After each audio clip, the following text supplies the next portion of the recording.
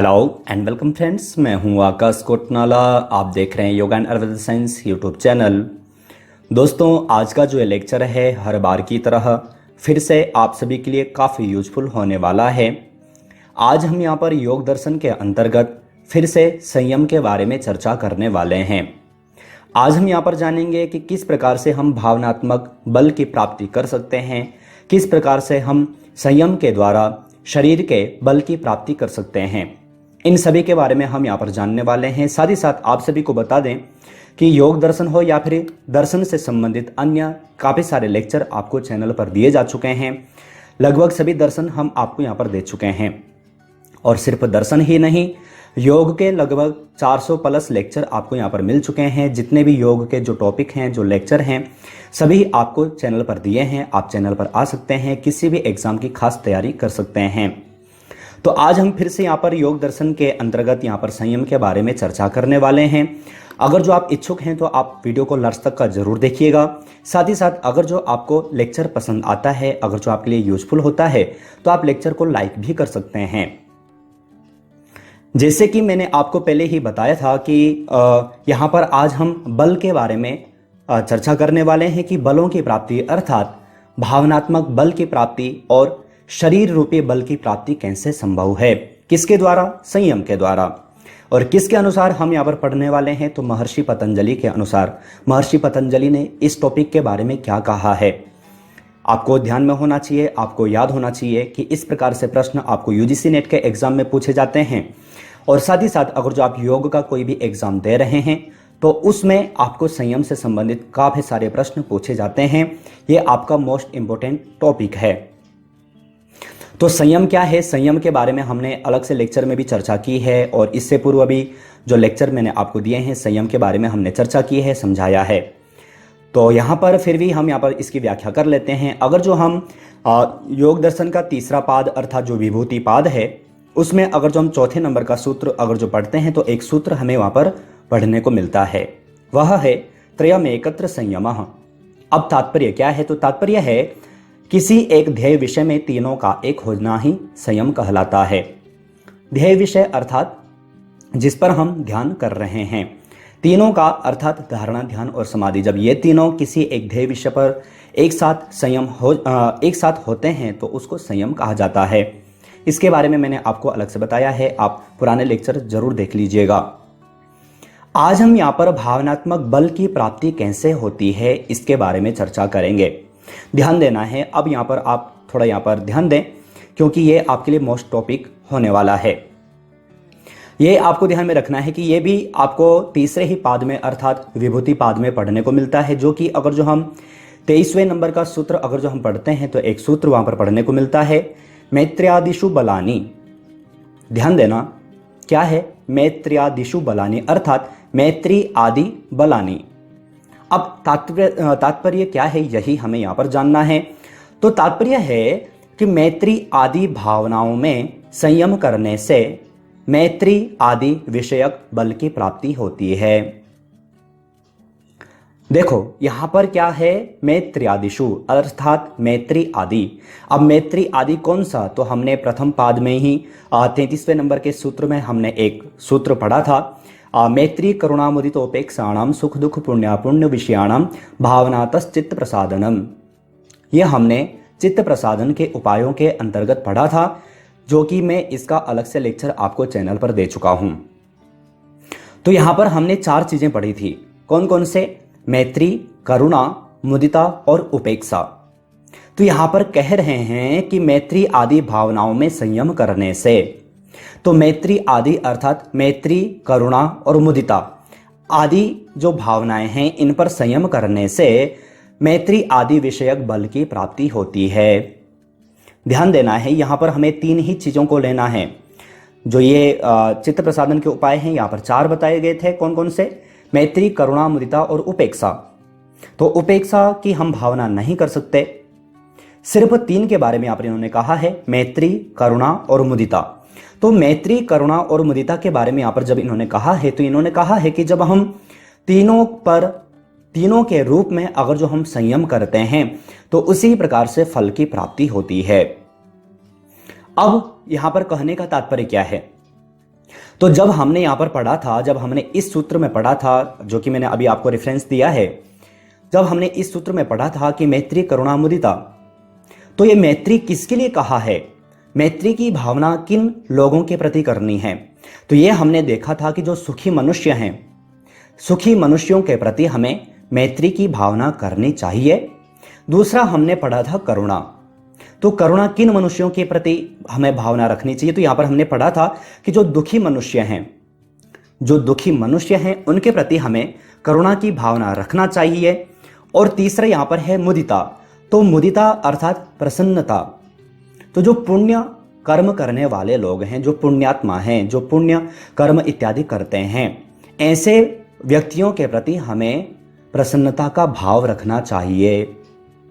तो ये हमने पिछले सूत्र में पढ़ा था, मैंने आपको वहां पर समझाया था। तो यहां पर कह रहे हैं कि जब कोई साधक, अगर जो कोई भी अगर जो सुखी मनुष्य है उसके प्रति अगर जो हम मैत्री की भावना जो कर रहे हैं, तो जो मैत्री की भावना जो हम कर रहे हैं उस पर अगर जो हम संयम करते हैं तो व्यक्ति स्वयं भी सुखी होगा, और जिस व्यक्ति के प्रति वो संयम मैत्री कर रहा है वह व्यक्ति भी सुखी होगा।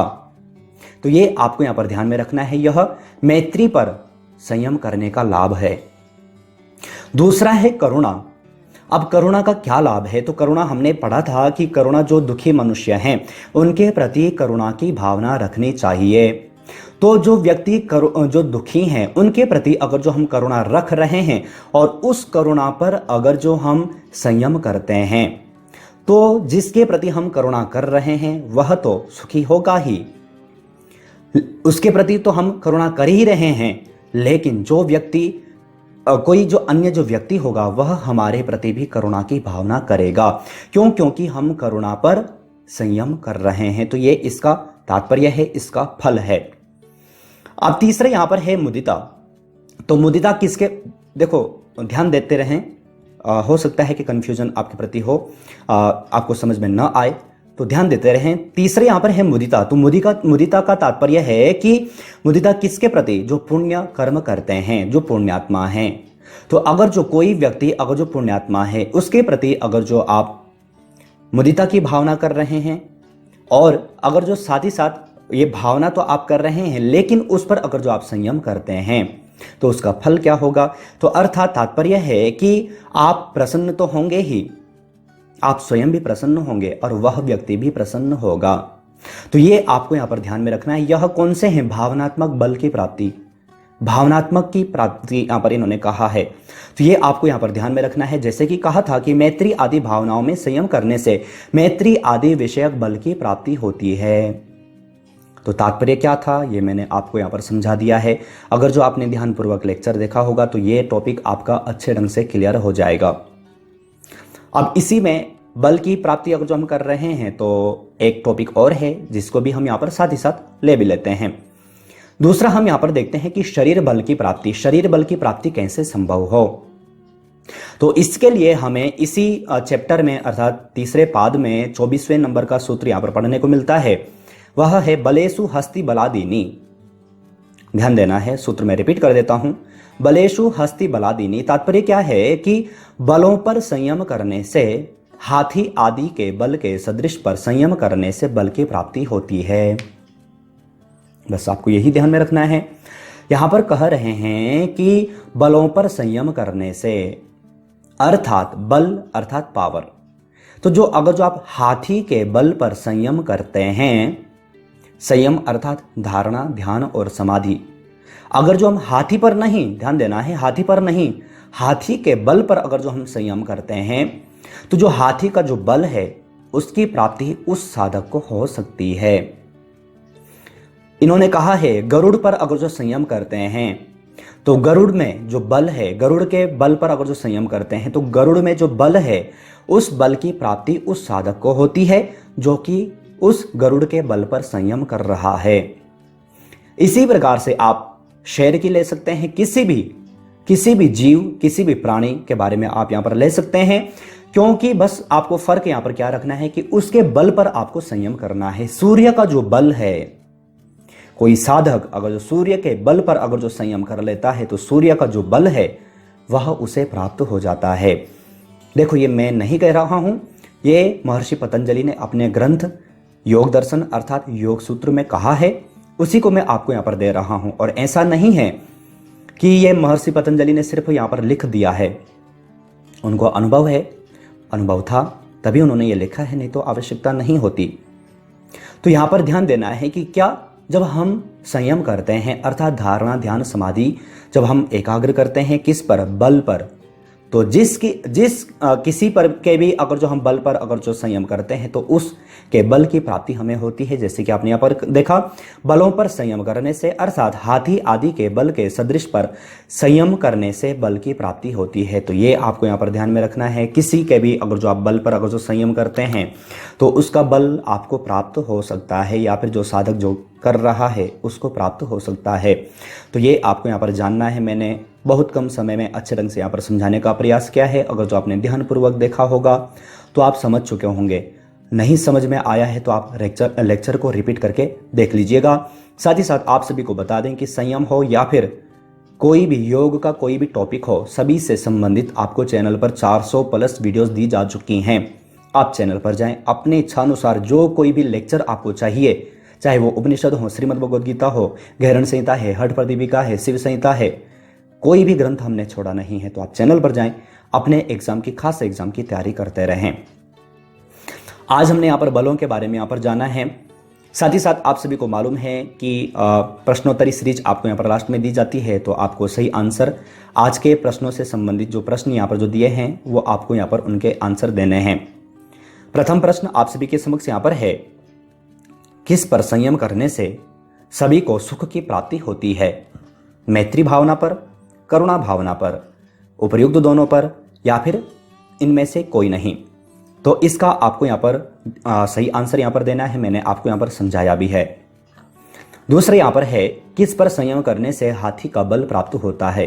हाथी पर, मन पर, अपने शरीर पर, या फिर कोई नहीं? किस पर संयम करने से, किसके बल पर संयम करने से हमें हाथी के बल की प्राप्ति होगी? तो ये आपको यहाँ पर सही आंसर छांट करके देना है।